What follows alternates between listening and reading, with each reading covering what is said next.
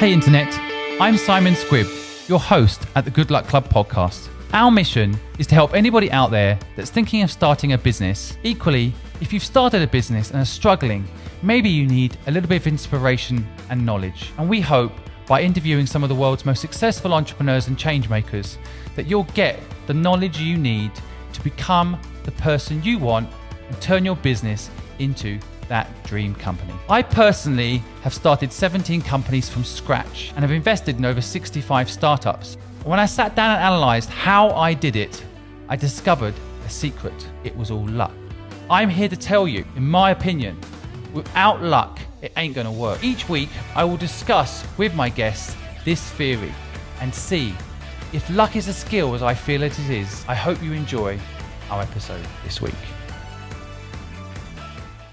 Welcome everybody to the Good Luck Club podcast. My guest today is entrepreneur Douglas Young. He's the co-founder of G.O.D. and he is going to share his life insights with us today. Douglas, thank you so much for joining us. Hello, Simon. Welcome to the podcast. Douglas, I wonder if you wouldn't mind starting off by telling our listeners a little bit about yourself. Right. So, my name is Douglas Young. I was born in Hong Kong, 1965. Raised in Hong Kong until the age of 14 when my parents suddenly decided to send me to boarding school over to the UK. And when I landed in the UK, it was my first time outside of Asia. So it was a huge cultural shock. But cut a long story short, I finished my boarding school. I did my university, studied architecture at Sheffield University, that is. And then worked a bit in London, made a lot of friends from the UK, and came back. So by the time I came back to Hong Kong, I was around 30. So at that moment, precisely half my life was spent in Hong Kong, the other half in the UK. So a lot of my friends like to comment that I'm kind of like a hybrid sort of person. I'm sort of half Chinese, half British. Although looking at me, you probably wouldn't be able to tell. Wow. Okay. That's interesting. The hype, the best of both worlds, basically, right? You're the best of both worlds. Yeah. Did you find that when you went back to England, you had the same exotic feeling?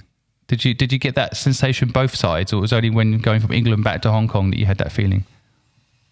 So you mean that when I go back to England, do I get that feeling? Yeah. That England was exotic.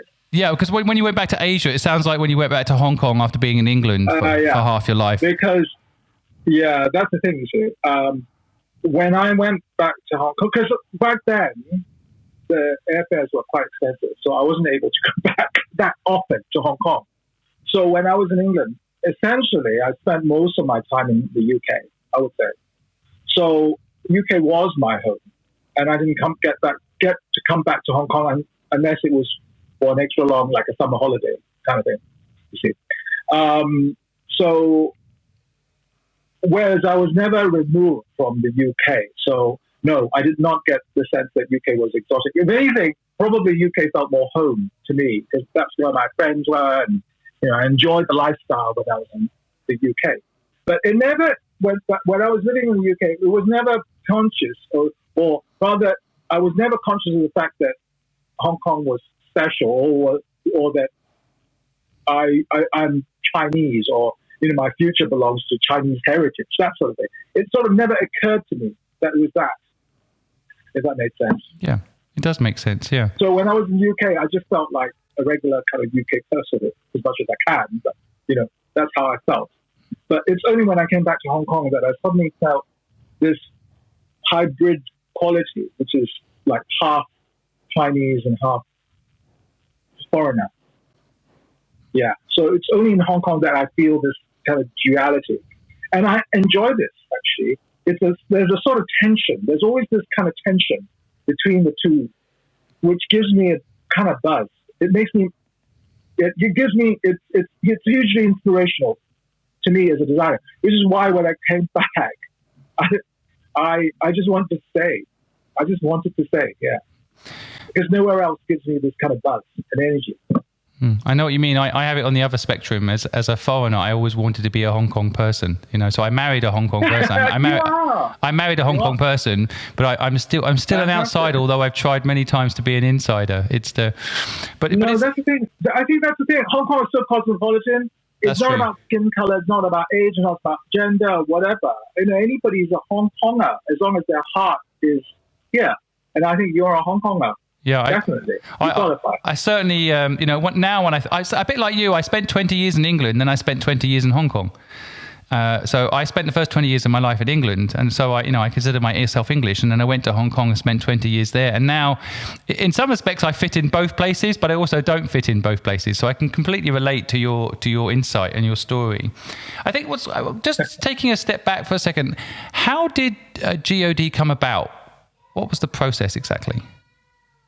So G.O.D came about because it was a means for me to express my feeling towards Hong Kong culture, Hong Kong heritage, and Hong Kong design. I felt that there was just this brand that was lacking, which expressed Hong Kongness, Hong Kong culture.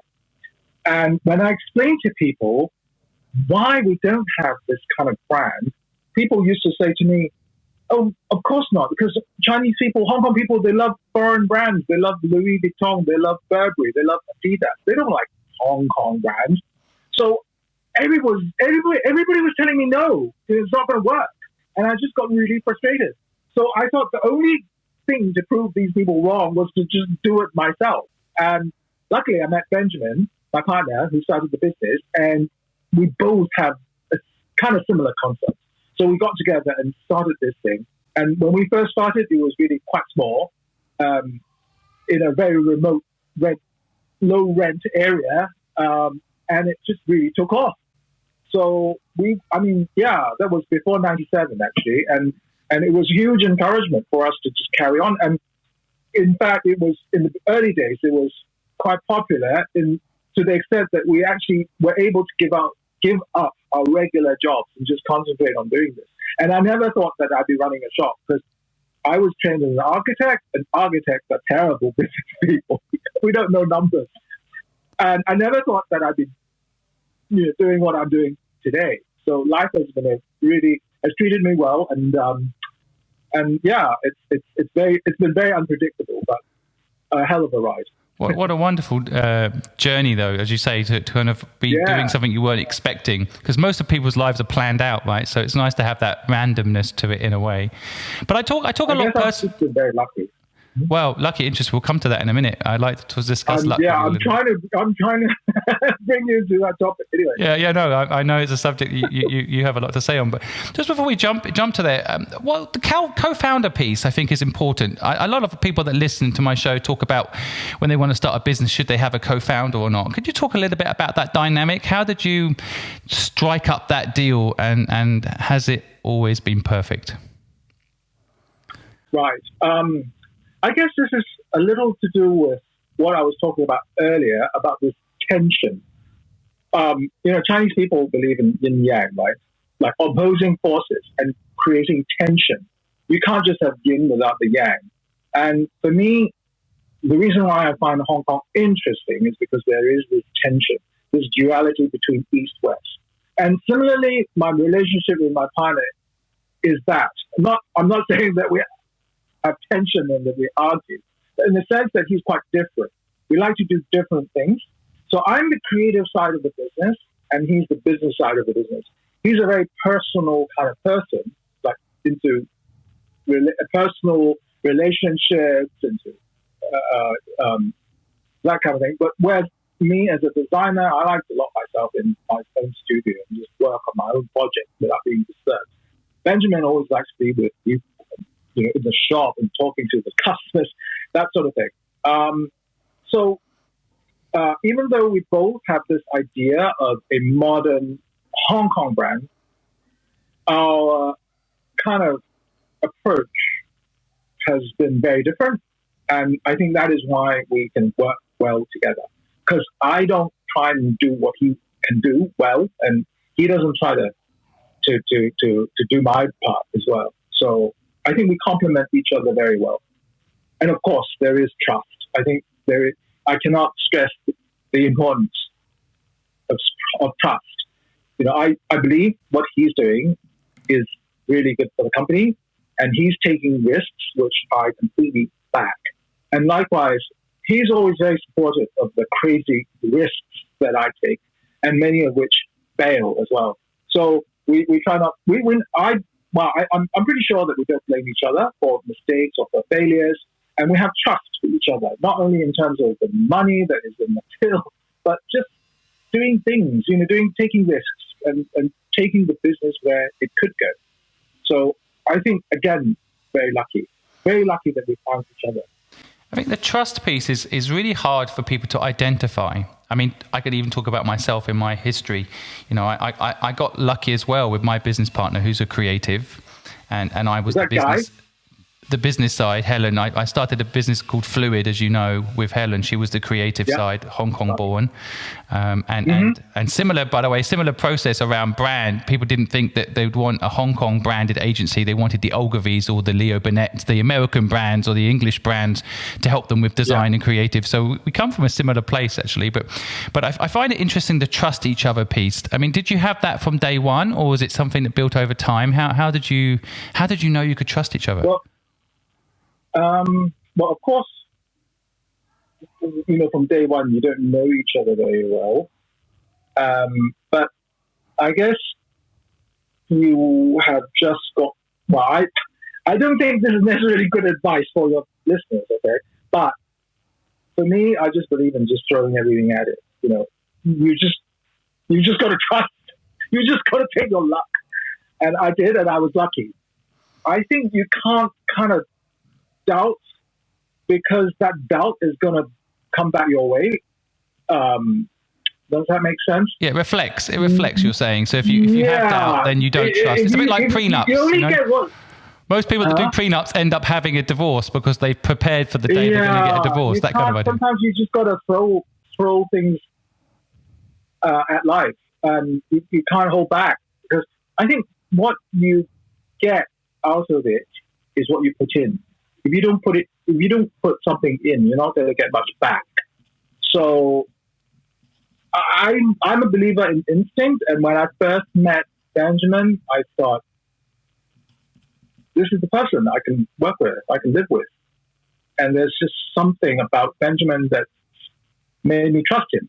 And you're going to have to interview him with regards to what he thought about me. Yeah, probably. Couldn't trust him as far as I could throw him, but he's a great creative. Yeah. And the other thing, I guess, which is not often mentioned, is humor. We have exactly the same wavelength when it comes to humor. And maybe that helps to build trust. That helps to build a sense of convergence, or at least through humor, we know that we're at the same wavelength. We're the same sort of people. We have similar values. And all that comes out as humor. I actually agree. Humor is a completely underrated asset in the makeup of business. It's a big stress reliever if you can laugh about the mistakes and laugh at each other. I do believe that, actually, yeah. It's a really good insight. I think humor is a really powerful tool, not in when you are trying to deliver a message. If you sprinkle it with humor, it's often a lot more convincing. But even, say, when I'm interviewing somebody, and if I find that person has the same kind of humor as me and laugh about the same things, I'm able to work with this person so much more. And everything else seems to fall in line, even in terms of visual style. I think that people with the same wavelength of humor have similar values, have similar styles, similar tastes, similar everything. Maybe I'm overplaying it, but increasingly I believe that is the case. And it's worked for me, put it this way. No, I can see it I find that, if I not going to get political because I know it's a sensitive area these days, but if I can have a laugh about Trump, if someone supports Trump, which I don't support Trump, if we can have a laugh about what Trump might have said, there's some common ground. Humor is kind of quite a common human trait. Not everyone has humor, and of course humor can be different for different people, but I don't know, something for me, like comedians, I always see comedians as geniuses. Just the ability to make someone laugh, to me, they're totally underrated. Right. Well, this is something I've learned from Britain. I think it's probably my most important lesson. Because I mean, growing up in the 80s in the UK, so you have these great British comedies such as Blackadder, totally. Not the 9 o'clock news, Yes, Prime Minister, and lately Little Britain. All these are fantastic shows, and it's just taught me so much about what's special about being British and your ability to laugh at yourself, and how sometimes people can have very delicate egos, and these are the people I don't want to work with. I like people who are able to laugh at themselves, and I think essentially that is a sort of humor that we kind of use even in the office, in the company, in terms of the products that we do. Yeah, I love it. I think that's a very unique point about humor I've not really discussed with anybody else before. I mean, I almost didn't end up in my relationship I'm in today, and I'm very happy in my relationship today. I've been with my partner 20 years. But when I showed her The Office, which is a Ricky Gervais comedy, she didn't laugh. And to me, it was just so funny, but I was worried because I thought, how can you not laugh at this? And now we live next door to Ricky Gervais, so we have to find him funny. But that humor link is so funny. It's so true. Look, I just want to jump to. I mean, I always ask guests this question, and I'm really interested in this answer from you. But what does success mean to you, Douglas? What is success? Success is best left unachieved, because once you think you're successful, then you may as well retire, you may as well give up, you may as well do something else. So I am glad that success has eluded me so far, and there are still so many things I want to do. So I mean, there are successful stages that I've achieved. Say, for example, if we're able to win an award of some sort, then it is a kind of a intermediate success. But in terms of ultimate success, in terms of having done what I've set out to achieve, that sort of thing, no, definitely not. And I don't ever want to do that. So I'm always shifting my goals. I'm always wanting to do something new. There'll always be something new. So yeah, success has always eluded me. I find that fascinating. Success is best left not achieved. And it's interesting because I actually am a big fan of yours, and I think you have, for example, achieved building a Hong Kong brand against all the odds that people respect and want to engage with, not only locally in Hong Kong, which a lot of people love your brand, but also internationally. I think that is a shift. Like you said earlier in this interview, when you first started out, a lot of people, and it's true for any of the listeners that don't understand the Hong Kong market, certainly 10, 15 years ago, if you were Louis Vuitton, that was the brand to be, and everyone wanted to, be holding a Louis Vuitton bag. And to shift that to today's world, where I do think G.O.D's broken that mold. And I think you have achieved something. But I like the idea that you've still got lots to achieve, and you've not completed that success route. That's an interesting way of putting it. Out of interest, do you... Thank you. I mean, I was going to say, I might have to disagree with you there, Simon, because a lot of people will say that my brand has not been very successful, because after so many years, 20-something years, we've only just got the 8 stores. I don't know when Super Dry first started, probably after us, but look at them. They're all over the world. So there are different ways to measure success. So I'm sorry to disappoint your viewers. I only got 8 stores, and they're all in only Hong Kong. 8 stores. That's, and our turnover is probably a small fraction of that of all these other brands. So how do you call success? Okay, but I'll be immodest, and I'll tell you that I've set a kind of style in Hong Kong, because this kind of Hong Kong style that is modern is being very copied. This trend that I've set is being very copied. So yes, I have been in Hong Kong a trendsetter Does that sound immodest? I'm sorry. But yeah, I've been that. But in terms of a commercial success, no. I'm a commercial failure. I mean, if you're a shareholder in my company, you would probably want to die to sell out. No, first of all, I know that not to be true, but I get what you mean. It's interesting, isn't it? Because people's perception, does size matter anyway? That concept. 8 stores. I mean, I tell you, there'll be a lot of my listeners out there that would love to be able to say that they've opened up a retail business that has eight outlets. And to be honest, surviving, since you've been at this since 1996, just being in business 24 years and still being around, that is an achievement. And so, yeah, but I hear you. I know what you mean. I mean, it depends on how you base it, what your base point of success is. Yeah, how do you define that success? Yeah. How do you define success? Totally, yeah, and that's why I say without going on again about how amazing I think you are. I think I always enjoy going to see Michelangelo's David in Italy, in Florence, and you look at his story. I mean, here you have a statue that people queue up all day long to go and see, including me. And then when you see it, your mind is blown just by the amazingness of the creation. But he was broke. When he designed that and built that, it was all a risk, and so he's left a legacy, and that's what I see you as, to be honest. And like you're saying, for a moment, because you are a very humble person, I know that, but when for a moment you accept that actually culturally you have created a brand for people in Hong Kong.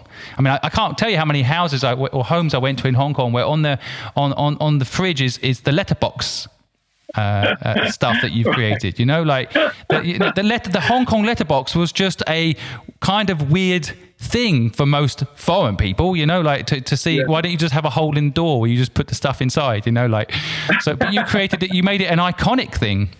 Right. And so right. I'm going to give you credit for that. But do you think an entrepreneur is born or bred, out of interest? Is born or bred? Both, actually. I think you need to be born with certain principles and ways of looking at things, but you've also got to train yourself hard to perfect your skills. So I'm sorry for copying out on that question, but I'd say both. You need to be born with the eye and the taste and the attitude, the optimistic attitude, but at the same time, you need to read yourself. You need to train yourself hard, those skills. Because it's very frustrating and it's very easy to give up. Oh, yeah. Well, it's interesting, though, because I guess, for the first 30 years of your life, it feels like you were on a well-paid job path. And then this change where you moved back to Hong Kong. And so is it probably true to say that there are just, there's destiny at play? Probably. I found my calling, put it this way. When I returned to Hong Kong, I felt this sense of destiny, the force of destiny. I suddenly found my calling. I suddenly realized this is my life's work. When I was in the UK, I enjoyed my work as an architect, but there was never that sense of destiny, that sense of I need to do this.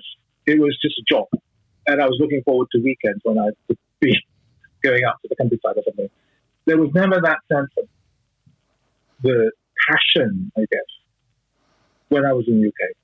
And I enjoyed my work and I enjoyed my lifestyle, but there was no sense of passion. When I was in Hong Kong, there was passion, there was energy. I don't know if it's me because of my upbringing and the place, or is it just the place? A lot of people say that Hong Kong is a very energetic place, and it's a place that gives people that sense of energy. I don't know. I'd like to hear what you have to say about that. Well, I think between us, we could end up making this podcast the tourism board advert for you should go to Hong Kong, because I completely agree. I actually think that my whole career, all my success, everything I've achieved is because of the energy of Hong Kong. I thought I'd achieved stuff before I left England. I thought I'd done okay. I'd started a few businesses, but nothing. When I got to Hong Kong, the energy level, the people, like you say, the international nature of it, it's just a very special place. And I think despite all the negativeness that's surrounding the Hong Kong media at the moment, I still think it has that energy. You just got to be willing to accept it, okay. right? So it's not me then, it's the place. Well, I mean, there's a lot of people that think it's got negative energy, because there is a piece of it, as we're debating it for a second, there is a piece of it that is also quite draining. The high octane lifestyle piece is quite addictive. And so I think there's that balancing act. You do it very well, because I follow you on social media. So, I think you do a good job of being very focused, doing great, amazing things, but still having a life. But I think Hong Kong, if you're not careful, can also swallow you up. I see. Okay. You must have seen it. You must see people that, I see in finance sector, I see this in particular. People just get completely sucked up into the system. And then, 20 years later, they look up, they're rich, but they're not happy. Right. But that's not just Hong Kong. I mean, that would be the UK as well. That's actually fair. Yeah. I mean, I think any city these days, London has a certain energy too, right? I mean, London definitely has a certain energy too. And so does New York for that matter. Yeah. I think it's just making sure that you tap into the right energy. I think that, and Hong Kong has that energy. London energy is about going to the shows, the exhibitions, the galleries, the countryside, the things that you could see in the UK are mind-boggling. But that kind of doesn't translate into my personal output. When I'm in the UK, I'm an observer to all these amazing things. And I enjoy them, but somehow it wasn't for me to take part. That's an interesting one. Whereas the things that are in Hong Kong, I can be part of. Well, what's your take on failure? I mean, you like you mentioned earlier, you've opened up stores, you've closed stores, you've had to survive at points. How do you view failure?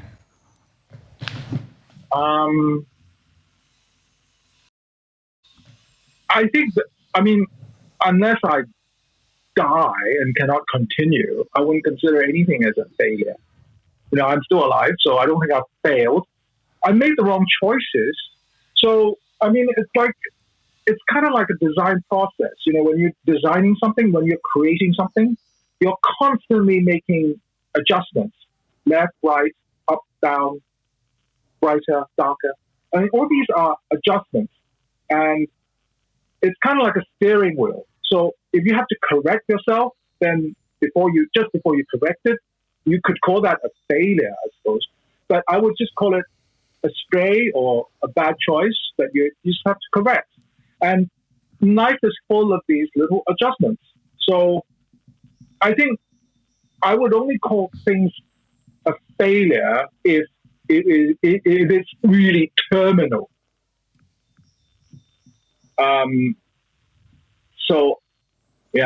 I think, of course, there are big bad mistakes and big adjustments, but then those are just big adjustments. So I think it's just kind of natural, a natural order of things. It's not something that anybody can avoid, because failure is experienced at every level.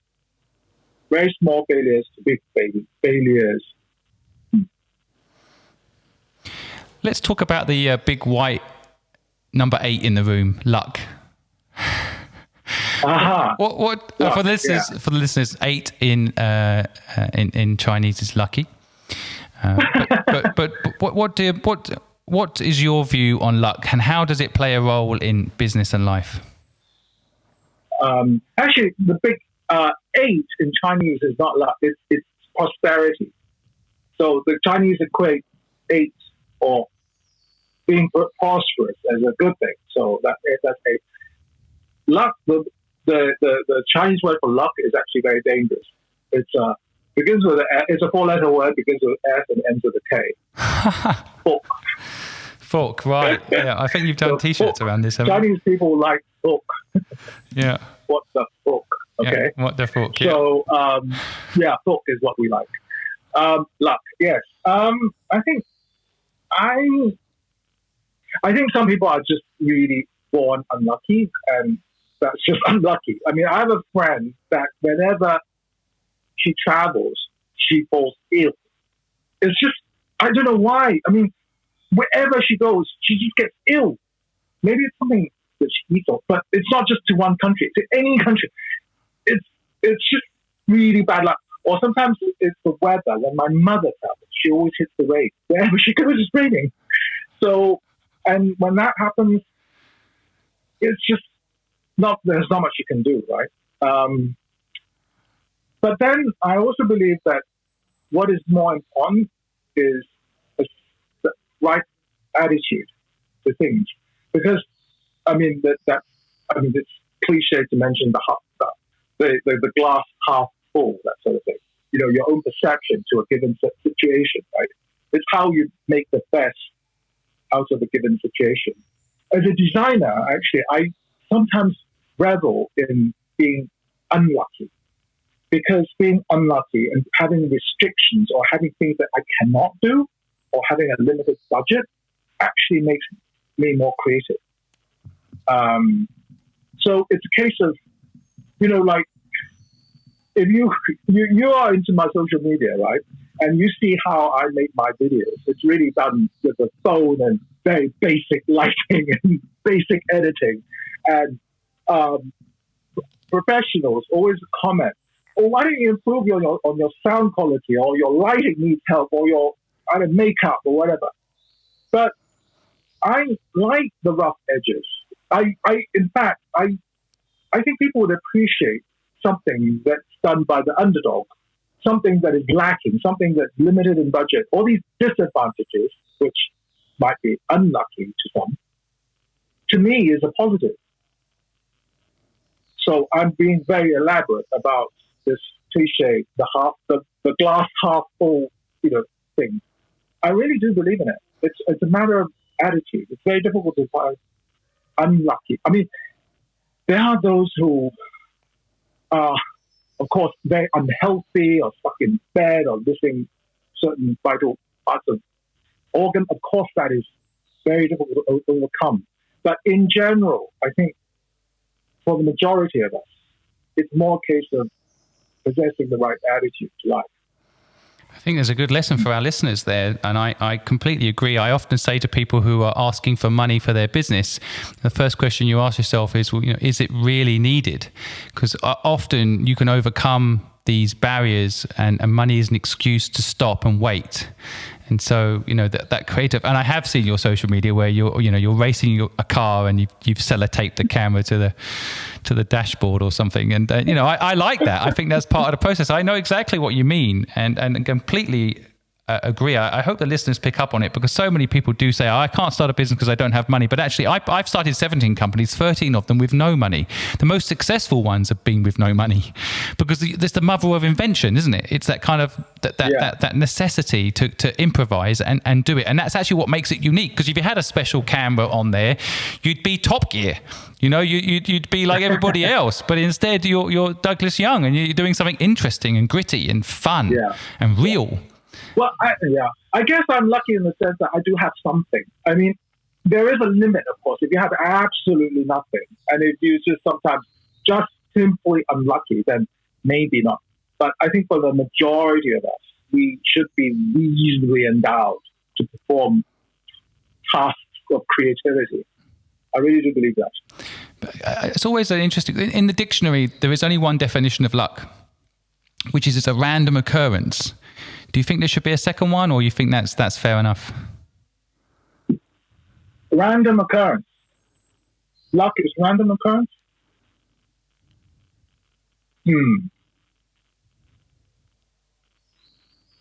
Yeah, I guess. Right? Yeah. Random occurrence. But then again, the thing about this word, the thing that what I have a problem with when you say it's random occurrence is maybe possibly the religious aspect of it, because I think nothing is actually that random. I think there is always a scientific reasoning behind why the cookie crumbles the way it does. So I don't think it's completely random. To say that it's completely random means that you cannot be in control or you cannot understand the situation, or you might revert to religion or something, what I would consider irrational choices. So I don't think anything is random. Like, for example, my friend that falls sick whenever she travels. Maybe it's something to do with, because she always flies, maybe it's something to do with the air pressure when she flies that makes her sick. For example, I'm not saying that's necessarily the case, but I don't think there's such a thing as, she needs to wear some sort of bracelet in order to ward off the evil spirit, or that sort of thing. So I think it's the mental attitude. How do you actually approach this situation to kind of improve your life? One of my personal favorite projects that you've done, and actually it's my most popular video, by the way, on YouTube, is you did a collaboration with Starbucks, Bean Sut Corner, to be exact. For people listening that want to work with brands, and I think a lot of people would like to do a partnership with Starbucks and create something like that. I mean, how did that play out? How did that happen? And are you proud of it? I'm very proud of it. Yeah, I'm very proud of it. It was a process that I really found fulfillment. Now, that's the thing about Hong Kong. So the reason why it happened in Hong Kong was because Hong Kong was perceived by Starbucks, which is a Seattle-based company, and they thought Hong Kong was not quite first-rate city to have this experiment. They don't want this to fail in London or New York or in some high-profile first-rate world city. They picked Hong Kong because Hong Kong is just maybe below world class. But it's big enough and it's sophisticated enough for things to be tested. It's a good laboratory. Up until that point, I think it was 2007, maybe something like that, all the Starbucks in the world were cookie cutters. They were exactly the same chairs, same color scheme, same counters, same everything. And they were very proud of that kind of uniform and design language.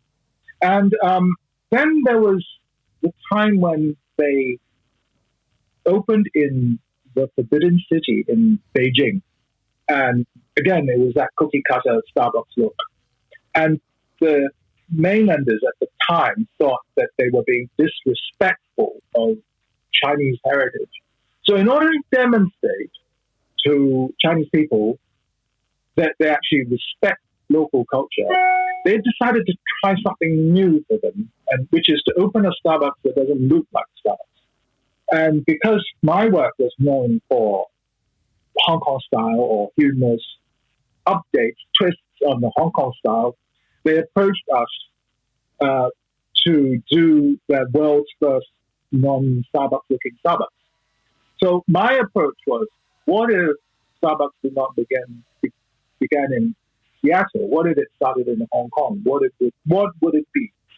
So I did a local take. And back in the 50s, this was the look. This was the Hong Kong eatery look. This was the Hong Kong cafe look. Because ice drinks were a novelty in Hong Kong. Back then, I mean, it was expensive to get cold drinks and ice cream. All this was kind of exotic food for Hong Kong people. And so, these kind of restaurants was kind of a real treat to a lot of people. And even the style reflected this kind of hybrid of Western style, but with Chinese mosaic tiles. So it's kind of like a mishmash. You can call it a mishmash. You can call it a hybrid. You can be really derogatory about it. But I wanted to be positive, and I saw this as the Hong Kong aesthetic. This is the unique Hong Kong aesthetic, which is kind of a mishmash of Western either Art Deco and Chinese antiques or whatever. So again, it's the way you look at it. I mean, a lot of Hong Kong people would be kind of ashamed of this kind of look because it's kind of not pure. It's kind of, it shows that we were once very primitive, that sort of thing. But I wanted to look at it from a positive point of view. So this is my proposal to Starbucks. And when they first saw it, they were actually quite shocked. The local design team, they were really kind of a little bit shocked. They say, oh, okay, I don't think we can get this past Seattle. The head office is not going to like this. Well, I was told that Mr. Schultz, who was the founder of Starbucks at the time, somehow accidentally came across my design. Very lucky of me to have his eyes see my design, and he personally approved of it. And if it wasn't for that, they wouldn't have taken this risk. And anyway, it was. And then, of course, when this came out in the news, a lot of their Starbucks fans complained and wrote to them and said, "You can't do this. You're letting Douglas destroy the brand," all this sort of thing. It was very controversial, but the controversy helped with the publicity. And it was. I mean, from a marketing point of view, from a publicity point of view, it was their success. It was just huge, and it was just really. I mean, it was like globally reported. There was tourists coming into the place, and they wanted souvenirs, and people booked out the place for weddings and things. And it's just, to me, it was an amazing experience. I mean, the building of the place was just 3 weeks, but it took me like almost a year to convince them to get it built. It was that crazy. But it was one of these really unforgettable projects that I've taken place that I've taken part in, and I'm just so grateful to have had that experience. I absolutely love it, which is why I've not only did I have all my meetings there, because as a Western person trying to show the combination of the two worlds working together, it actually really worked well, and it gave a bit of Hong Kong history and culture in there. And so, but I know what you mean. I think you should be proud. I was proud to know you as the person that did it. So good for you. And to get a collaboration with any big brand at that scale and getting the founder of that company to back it is just a notch in your belt for your creativity. Look, I'm conscious of time. I know our listeners generally only have an hour for these podcasts, and I want to have you back because honestly I feel like I haven't asked half the questions I want to ask of you. The insights you have and the way you think, I just love it. And so I just end, I think, by asking you this kind of final question, which is, if you went back to the younger Douglas Young, maybe when you're 20 years old, so you're 5 years in England, what advice would you give to yourself? Don't underestimate other people, because and just go for what you believe in. Because sometimes I have doubts with my own beliefs. Like I often see something that I like a lot, but I often wonder if others will like it. See, I mean, at the end of the day, I'm running a shop, so what I produce will have to be liked and purchased by other people. Otherwise, I'll be in trouble. And very often I doubt whether or not I am too advanced in looking at things, and I don't think my customers will understand it, or this is just way too crazy, even though I like it. So looking back, the things that are safe, my safe choices have not turned out well. It's only my more crazy decisions that have worked for me on different levels, maybe commercial level or marketing level or whatever. So I would advise myself to trust my own instincts more, and to actually further refine those instincts so that I'm more conscious of them, so that I can be more precise and more accurate. That's the advice I would give. Wow. I've just loved all your insights. I'm going to quickly sum up some of the things I've taken from this today. I mean, first of all, guys, as Douglas has said, I think you have to trust each other when it comes to co-founders and partnerships. I agree as well that you only get out of what you put in when it comes to building a business or a brand. I feel like the concept of don't perhaps look at things as achieved, always leave things best left not achieved to keep you driving forward and pushing forward. Remember, it's Fook, not the other Fook when talking about luck if you ever go to China. And failure will happen. Just adjust. So, Douglas, thank you so much for all your insights today. I would like to have you back on the show again in the future. We haven't even talked about things like 14K and those other controversies. We'll talk about them another time. Yeah, you're giving me nightmares. Yeah, now people are going to Google you when I put this podcast out, and they're going to see just what an amazing person and an interesting, colourful, genuine person you are. So thank you so much for giving time to me and to the audience today. And I look forward to seeing you again back on the show. Thank you, Simon. Thank you for listening to the Good Luck Club podcast. We know you have thousands of podcasts you could be listening to, and you've chosen us. We, of course, feel lucky. If you want to hear more, please go to thegoodluckpod.com or go to any of our social media pages and share with us your views, your insights, and any way that we can improve what we're doing to make it a better experience for you. We wish you the best of luck.